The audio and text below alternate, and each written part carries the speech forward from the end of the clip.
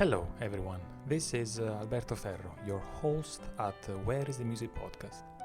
As you're getting ready for a new musical investigation, preparing your ears and imagination for another journey in the world of music, I would like to remind you that Where is the Music podcast has no sponsor. It relies entirely on donations from listeners like yourself. You can find a link to my website, albertoferro.com, and to my Patreon account in the episode description. If you like what I do and would like me to continue doing it, I encourage you to become a supporter of the podcast, which publishes an episode every week. Thank you for listening, and now let's find out where is the music.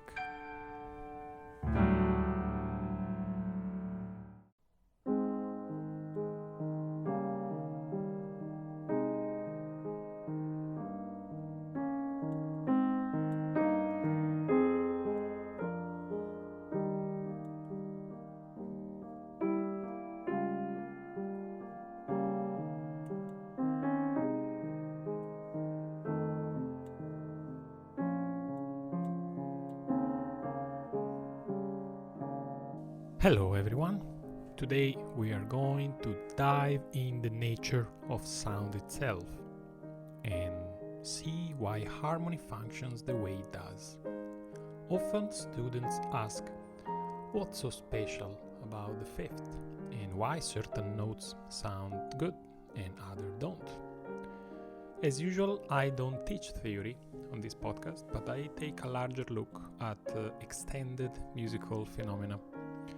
Today I look at harmony, which is relevant in music, but as we shall see, it goes beyond music as well.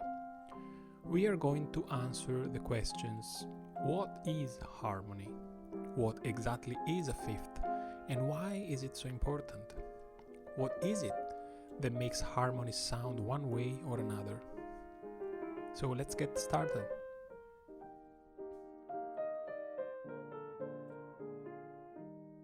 Harmony starts here.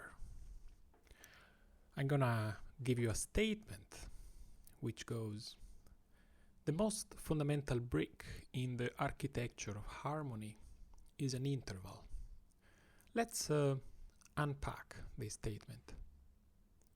Musical harmony can be thought of as an architecture. Harmony in music is generally referring to chord sequences. When you study harmony, you are studying how composers have arranged chords together to create beautiful music. And so you learn how to build nice, interesting sequences of chords yourself. But harmony in the English dictionary relates to concepts like balance, equilibrium, accord, agreement, a consistent, orderly or pleasing arrangement of parts. In music, that balance, that agreement, has to be accomplished in two dimensions. Balance could be found at any given moment, any now, considered individually. In music, they are called vertical harmonies or chords because of the way the notes look on a score, stacked up on top of each other vertically, and the way in which this series of now are stringed together on the music timeline, offering a second dimension where we can find balance and harmony, this time a horizontal one. So, architecture of harmony is the way we define the often complex set of relationships between individual notes to create music, whether they are at one given moment or taken together on the musical timeline. In the same way, when we look at an actual architecture, a building, a cathedral, a tower, we can't avoid focusing on one aspect at a time, walking in and around it. So we can perceive the greater design of a building only as we reconstruct all these individual aspects, the nows, into a larger system, a larger design. With regard to harmony, I say to my students, harmony is neither chords nor sounds. Harmony is a relationship, and the moment you have more than one sound, you have a relationship, you have harmony. The smallest relationship we can find in music is the relationship between two individual notes. The building blocks at the basis of any harmonic architecture is the relationship between two notes. Like the relationship between a proton and an electron holds together and at the same time an atom and the entire fabric of reality, the relationship between two notes holds a chord together as well as the music.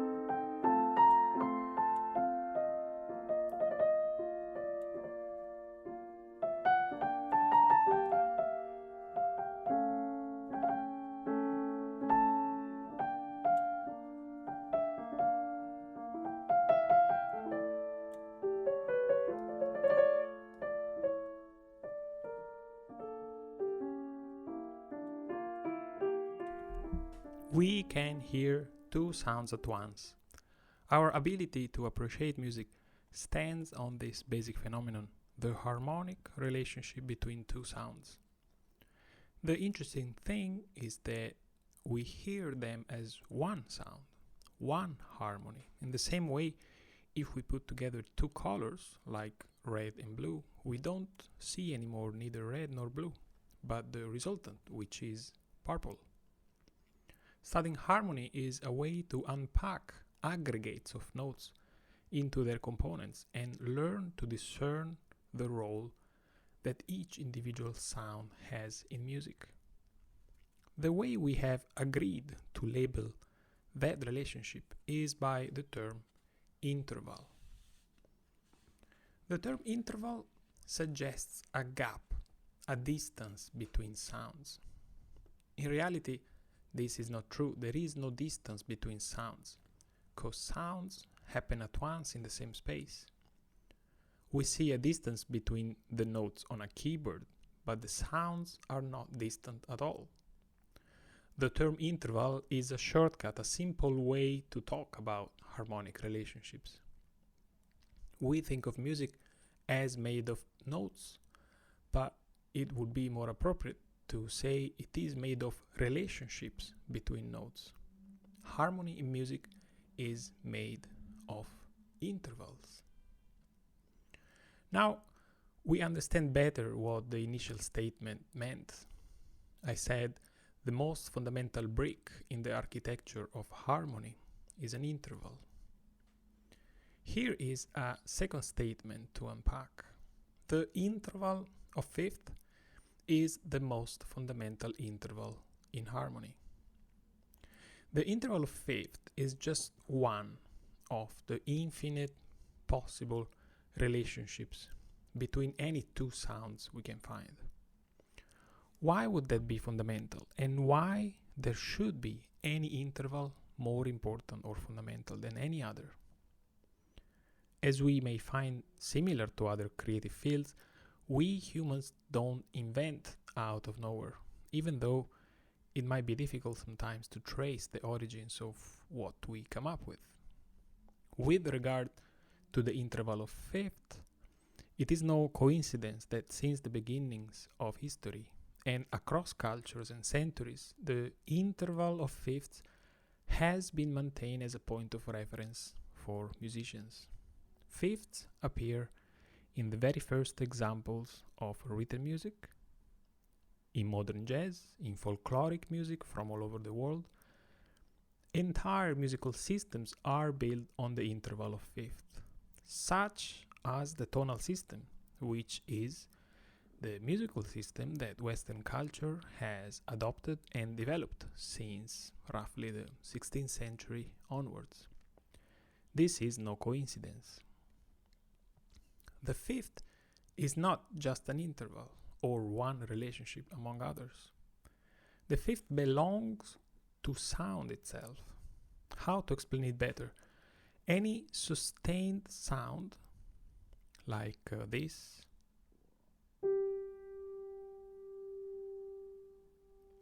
is already an architecture. What we perceive as one tone, in this case it's a G, is actually a combination of frequencies, some stronger, some weaker, that align all together to render this apparently one sound. If the exact same note played on two different instruments sounds different to our ears, that's because each instrument brings out a frequency or another among the many that the note is made of. Musical instruments are fantastic exactly because they allow us to hear the richness of a sound through a sustained tone. If you think about it, it's hard to find such phenomenon in nature. I mean, a sustained tone like this. Even the voice needs to be educated to produce a sustained tone. As I was saying, a note is already a harmony, an architecture.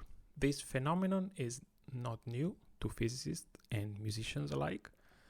The components of a note are called harmonics, and there is virtually no sound in reality that is not a combination of harmonics. There is no pure C or pure D sharp, perhaps except digitally created sound, but even there the purity is debatable. One note is already a harmony, a relationship. So far we thought that harmony is what happens when we zoom out from single notes and we consider them in aggregates, in groups, chords and sequences. But harmony already happens within a single note by way of zooming in an individual sound. Harmonics are the molecules that, when resonating together, give rise to a single note. Earlier we mentioned the structure of an atom. Now think of a tree.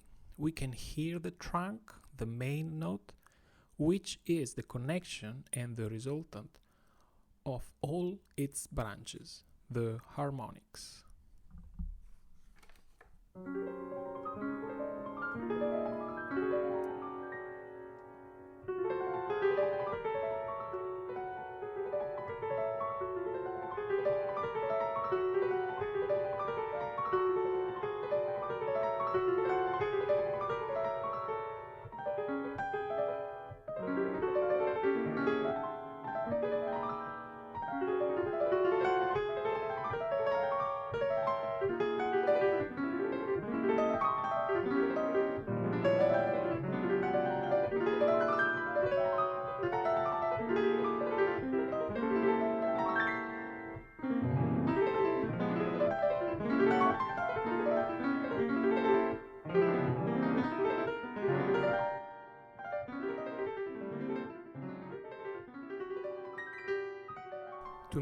the most fascinating aspect of all of this is that, as we are saying, there is a world above notes. We are calling it music, harmony. We build systems and creative approaches to organize notes, to create splendid architectures and impressive and beautiful music. And there is a world within notes, also somehow orderly and organized systematically, with relationships and qualities. Not only one world can map into the other, as we shall see today, but the notes seem to be just a level, a degree of resolution at which we look at the phenomenon of sound, above which we have music and harmony, below which we have harmonics. Through this model, notes just seem an arbitrary degree among the many possible. Humans like to play with them. Most musicians and schools are concerned with what happens above the notes, how to aggregate them in larger structures, harmonies and forms. But there is a world below notes, the harmonics, that governs the way sound relate to sound. Composers have been inspired by the inner world of harmonics to create their music as a way to draw a connection between them, to expand our perception of what sound is, to depart from the level of notes into a more comprehensive view of notes and harmony. Other composers have arranged notes in a way that mimics how harmonics operate. I am referring here to the spectral composers who have been named after writing music that develops from a spectral analysis of sound, which is necessary in order to extract harmonics from a sound.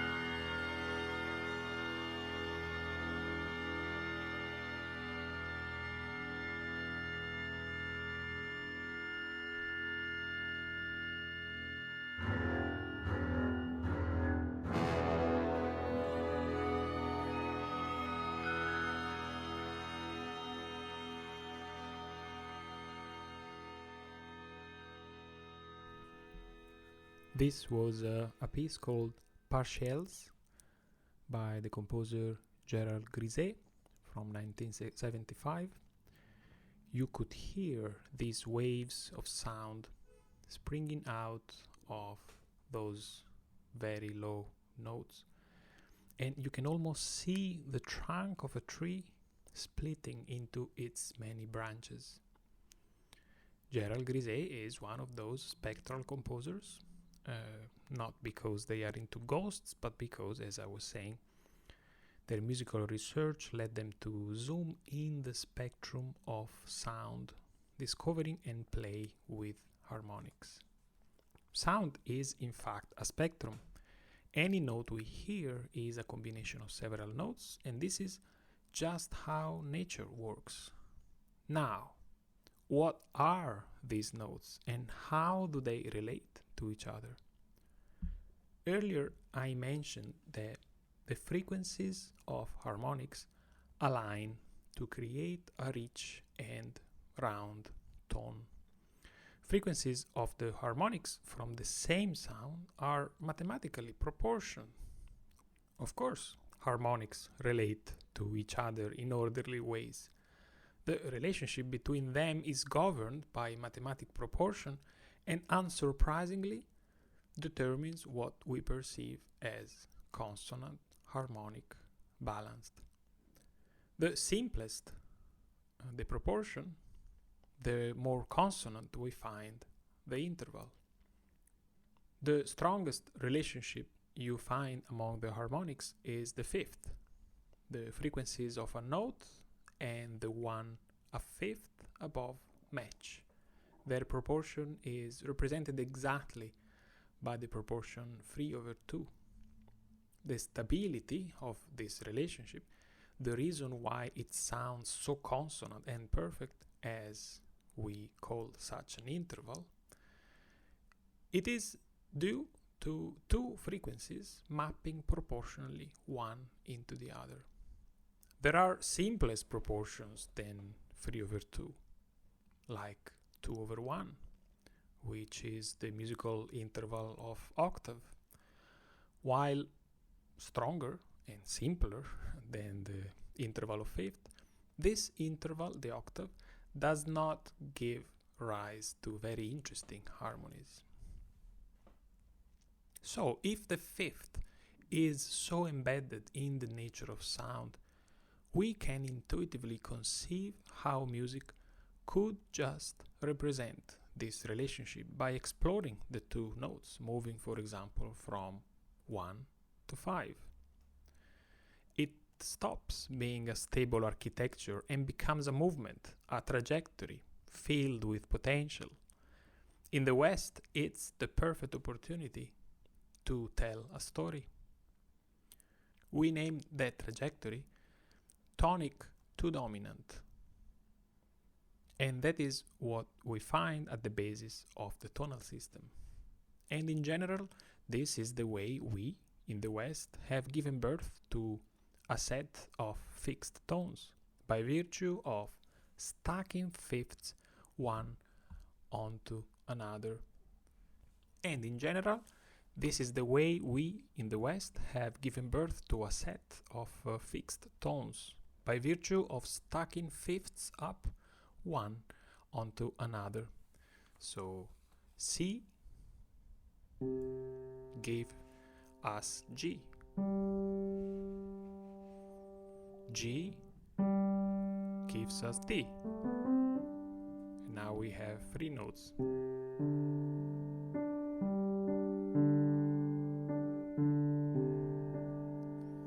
D gives us A. A gives us E.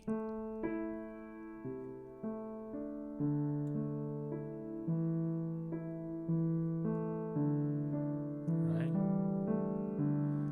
And so forth.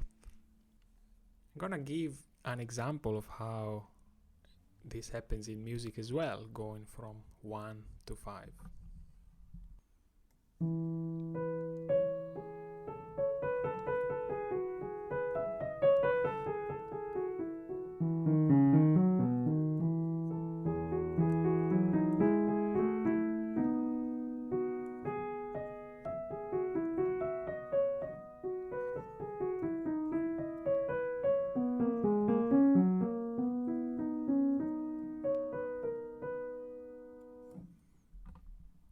Did you hear the tonic? And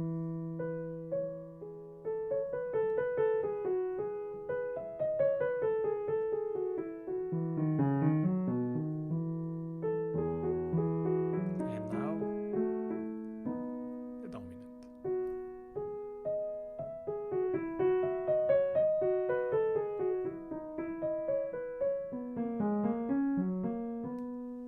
This is the dominant.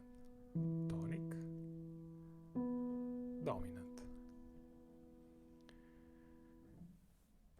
The interval of fifth is a ground relationship, and it's a natural one. The fifth is the basic brick of musical harmony, and a typical musical trajectory moves from one note to another a fifth away, as we just saw. In the West, we like to close properly our inventions, so we tend to create music that once goes away, it comes back. In this case, back to the initial note, the tonic.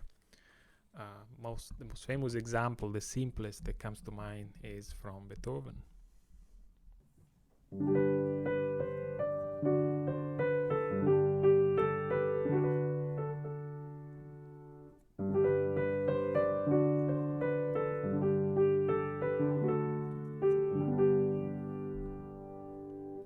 This coming and going away from the tonic. Tonic,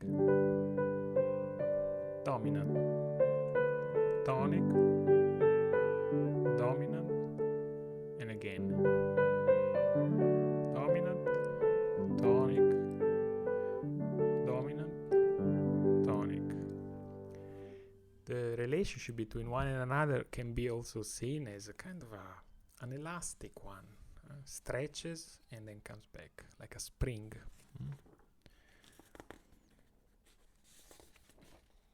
For a few centuries, composers have created music that would pretty much always move from the initial note up or down a fifth. Since the 1600s, they preferred to move up a fifth and come back down by the end. Music developed in the 1700s, expanding the two harmonic areas, now called tonic and dominant, making entire compositions around it. And once composers had become familiar enough with this principle, they started experimenting with it and developed music that would string together many subsequent fifths. This is a musical pattern, almost a trick, that is used everywhere in music. So much that a model has come out of it, which many of you will be already familiar with, called the circle of fifths. Why the circle?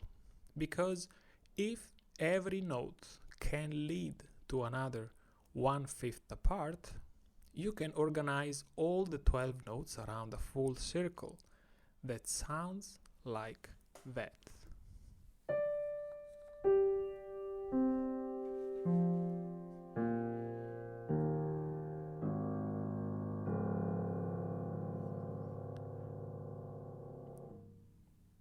It is not a musical thing at all.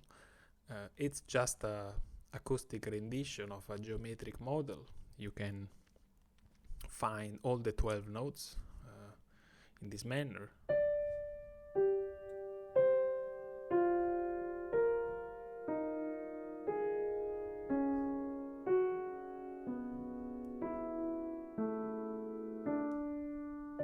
That's the first one I started.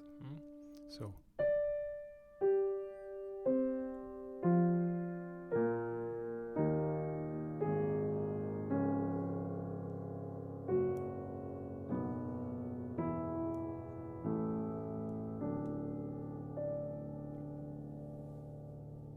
So it's just a geometric model. Too many people, I think, tend to see too much music in it, but there is more in music than just a geometric principle. Nevertheless, most musicians have employed at least sections of it, and some examples are actually coming from the musical pieces that you heard towards the beginning of this episode. I'm thinking of the Beethoven Adagio, the passage that goes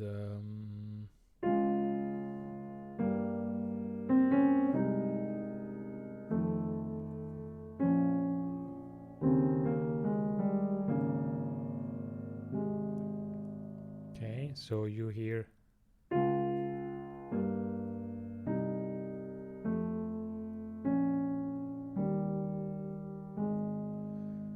this is a circle of fifths.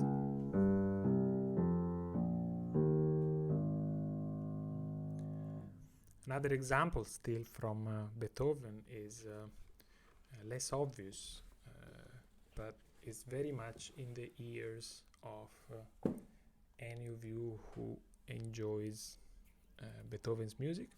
This is from the Moonlight Sonata.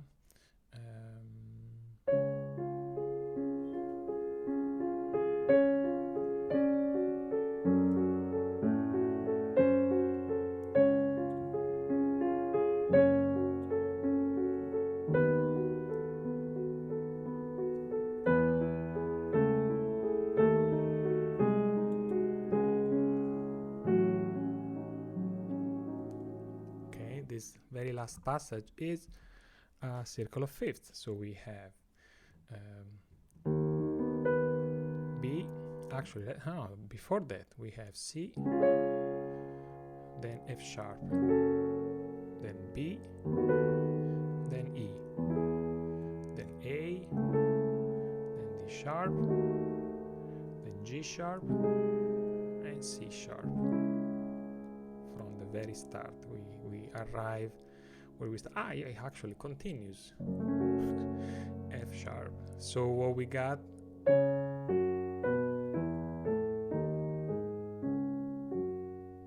that's a complete circle of fifths. I'll play it again.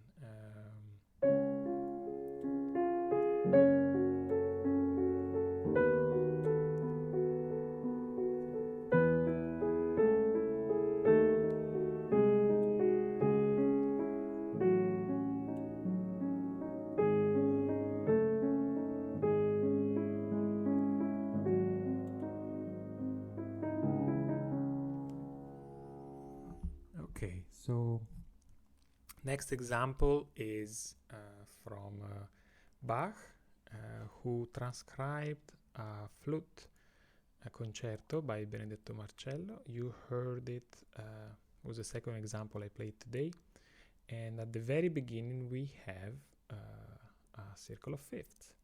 It goes like this.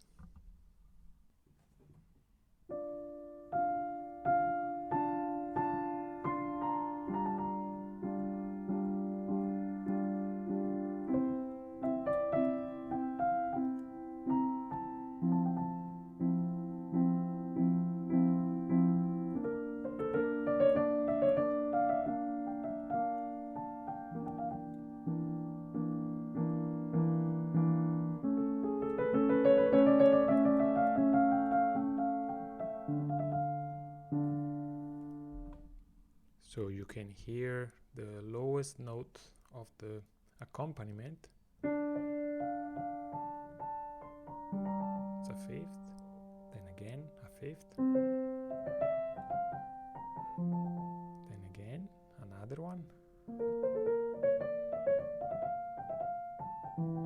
and another one,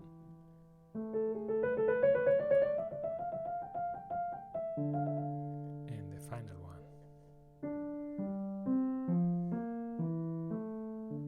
You see, it's very musical to put the circle of fifths in this manner. Couple more examples from more modern music. This is something that I recently discussed with a student in class, and we found out that the song "Fly Me to the Moon" has all circles of fifths.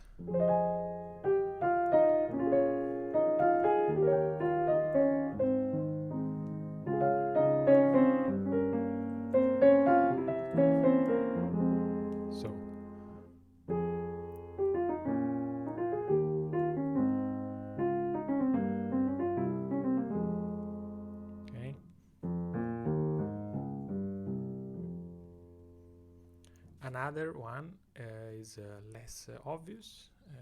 It's All the Things You Are, a famous jazz standard.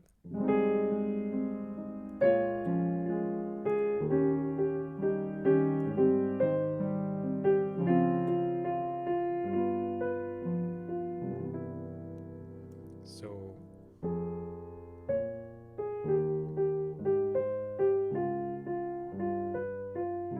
you could hear the bass part.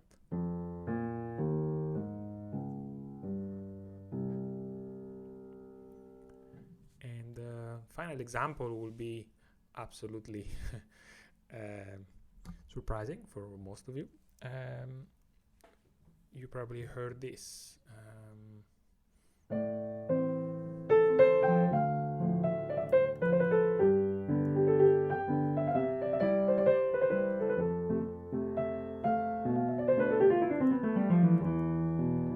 What is this? This is I Will Survive, Gloria Gaynor, and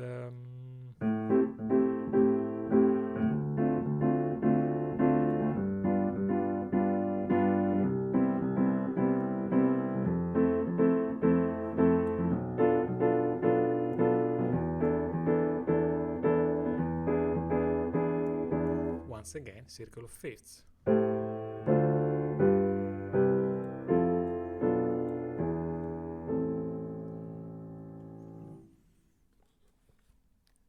So, what to make of today's journey into the building blocks of harmony?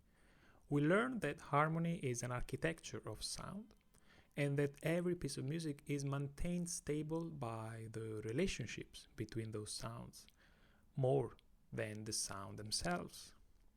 We also learned that the most important, most solid relation is the interval of fifths.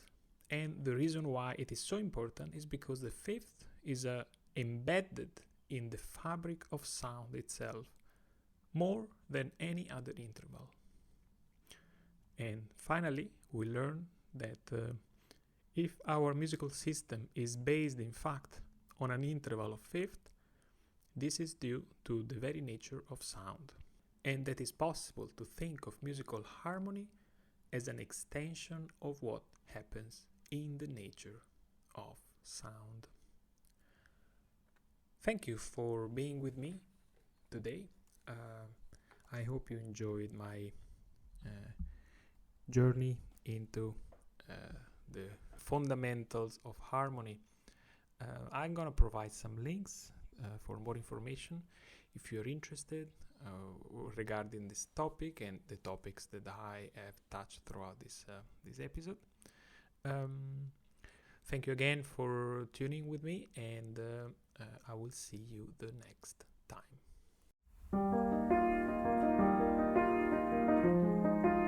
Thanks for listening to Where is the Music podcast. If you enjoyed this episode, look up for others. I made a few. I publish an episode every week roughly, investigating each time a different aspect of music, the music making, the music listening, the meaning of music, and its relevance in our lives. It is very helpful for me if you like, subscribe, follow on your favorite platform. Where is the Music is on Spotify, Apple, YouTube, TuneIn, and Google Podcasts. If you like to support me, you're free to do so through Patreon. Link in description. Thank you again. Until next time.